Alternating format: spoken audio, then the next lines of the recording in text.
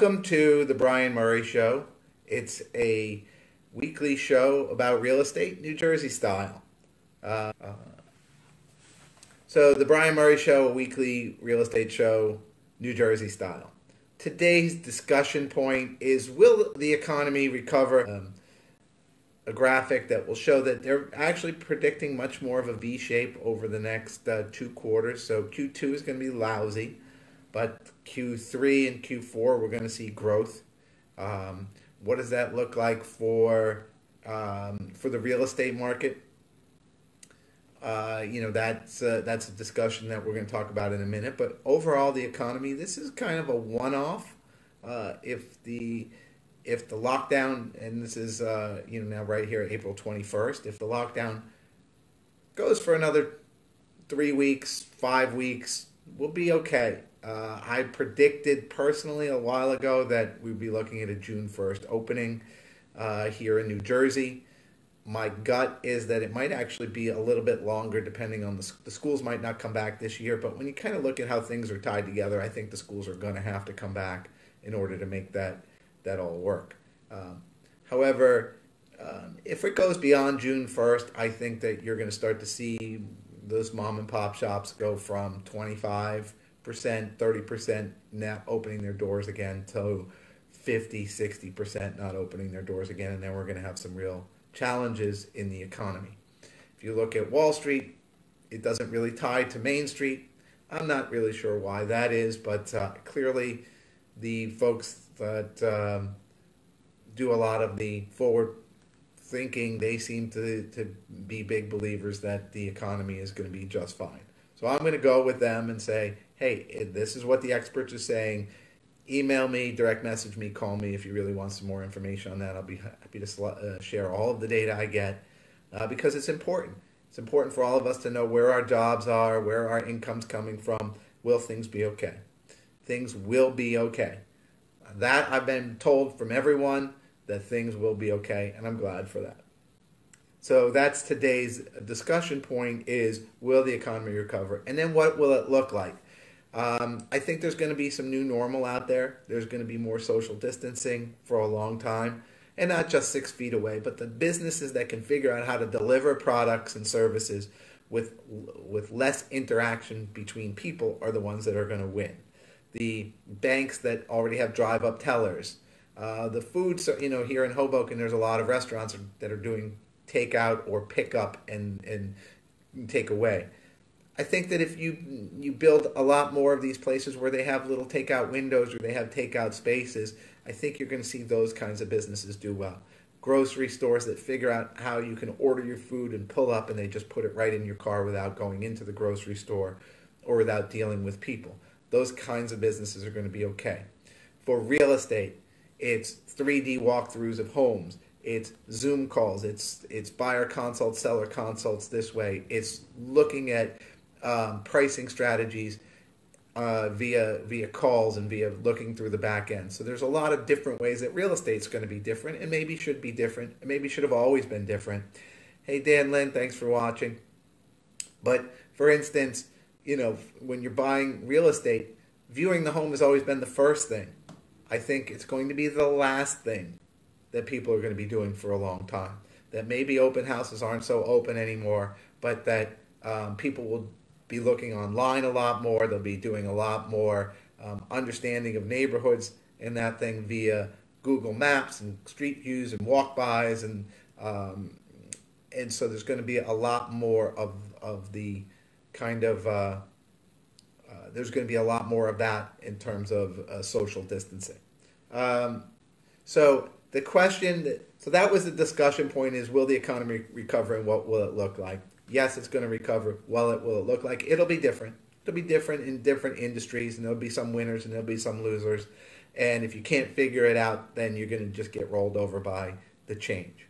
Because it is coming, and it's going to be somewhat exciting in some ways and somewhat crappy in other ways. I will say, as a positive personally, and I know that most people have either done Zoom calls or house party or something else and reconnected with people that maybe they haven't seen in years and years and years. I was just on a call a week or so ago with 20 of the guys I went to college with, and that was 30 years ago.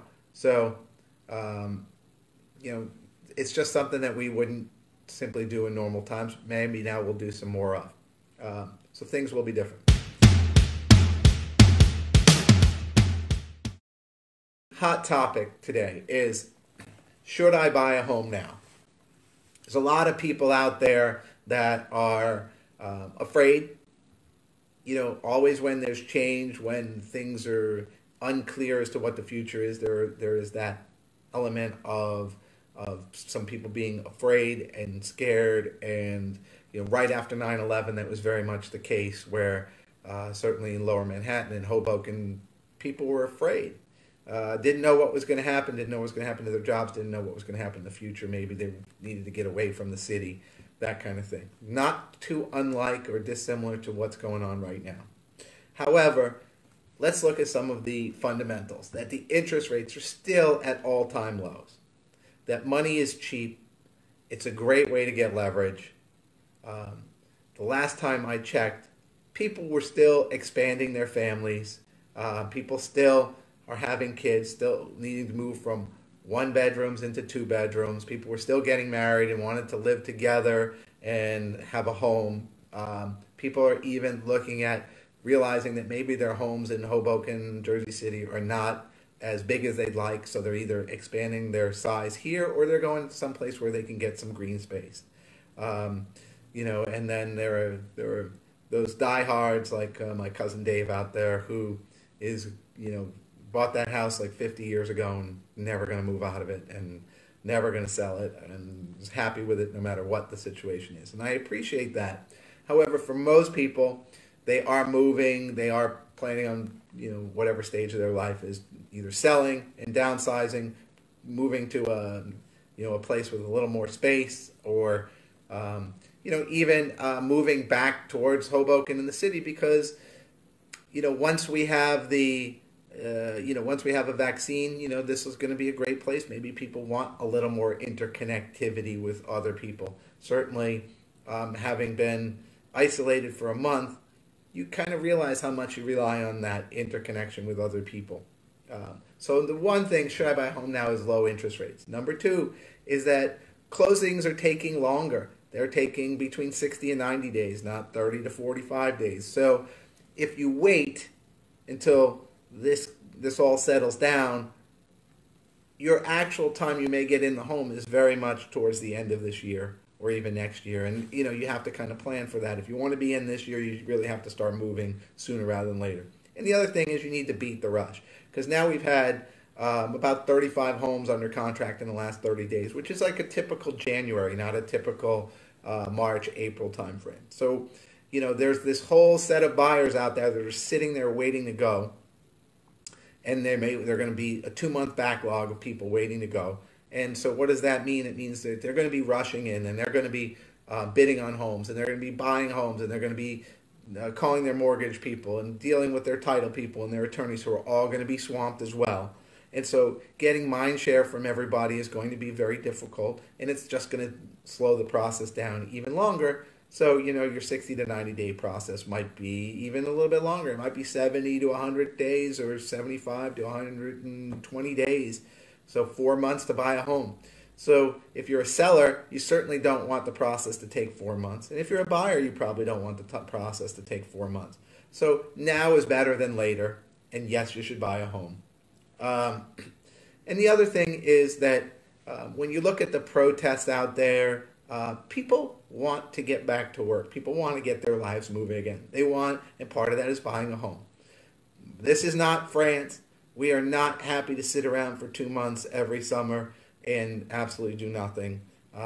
Most people can handle a week at the beach, maybe 2, and then they really need to get back to work. Imagine this, now we're here a month, drags into 2 months. People want to get back to work. They will get back to work, and they will buy homes. So, should I buy a home now? I would say this is a great time to buy a home. You have plenty of time to look online and really see the homes, and to do some 3D walkthroughs, and to spend some time with the agents, and be able to get your attorney on the phone and be able to get your mortgage person on the phone. It's actually a great time for all of that. So that was the hot topic for today's The Brian Murray Show, which you can see all the episodes at themurraypropertygroup.com.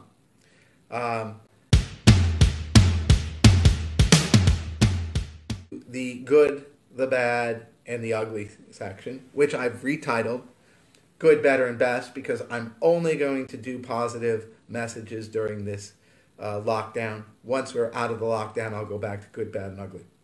So the good is last night I was able to walk on the waterfront for a little while with my mask on, if the mayor is asking, and only for 5 minutes if the mayor is asking. So I was able to get out onto the waterfront for a few minutes, and it was just very nice and peaceful. The river was very peaceful with no boats. It's amazing when there is no boat traffic. You know, the geese were there, and it was super calm, and it almost made you think of you know, a lake in upstate New York, or you know, something maybe Lake George. I don't know, but you know, certainly the good part about it was that it was very relaxing. The better on this whole thing is it gives everyone a little bit of time to focus on those things that maybe they've been putting off. So the better part of, you know, this lockdown is that there is time to focus. I just joined the it's called the videobookclub.com. One of my clients actually runs it, and they're giving away for 30 days free. You get to watch a book on tape or on video for 30 days, one a day for 30 days. They're all 3-minute long videos, and they summarize a business book. I love it because, quite frankly, I just can never make the time, or I don't make the time to read a lot. But I can watch a 3-minute video, get the one key thing about it, and if I like it, the book, then I can go on and do it. So you do have time to focus on some things. Even 3 minutes of focus, I've been able to carve out. So thankfully for that. And then the best part about this whole lockdown is literally the kindness of strangers, people that are going out of their way for other people. I have a client that is now helping those in need, the elderly, you know, going out and doing grocery shopping for them, really, you know, trying to identify the people in the community that need the help the most right now, and supporting them in ways that we all want to do good for our community. But, you know, look, we have jobs, we have families, we have things that get in the way, we have our mind share. So you really have to carve out time in normal times to do it. And quite frankly, most people get busy or caught up or swept up in their own thing and don't for whatever reason. And you're starting to see here the kindness of strangers, where people are saying, hey, you know, it's really important now. I do have a little bit more time. I'm not commuting. Maybe I can use the 40 or 50 minutes I'm used to commuting each way to spend half of that time helping somebody else in need, whether it's a frontline person, or it's the doorman, or it's the sales clerk at the grocery store, or it's, you know, somebody who needs, or someone who needs groceries. So that is the best part, is the kindness of strangers. I will give you some words of inspiration here that hopefully will help you in your day today. It says, do things for people, not because of who they are or what they can do in return, but because of who you are.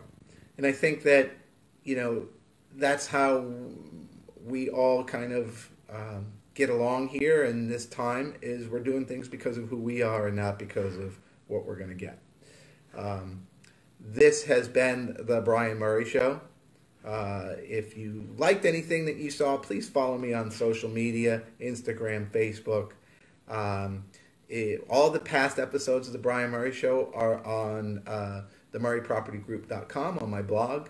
There's an episode every single week, and there's some really fun stuff. If you missed the one with me cutting my hair with the vacuum cleaner a few weeks ago, I do recommend that you go back and see that. I do also appreciate your feedback. You know, it's important to me, and if there is anything that you disagree with that I've said in the show here today, please reach out to me directly, and I'll show you why you're wrong. Thanks for watching.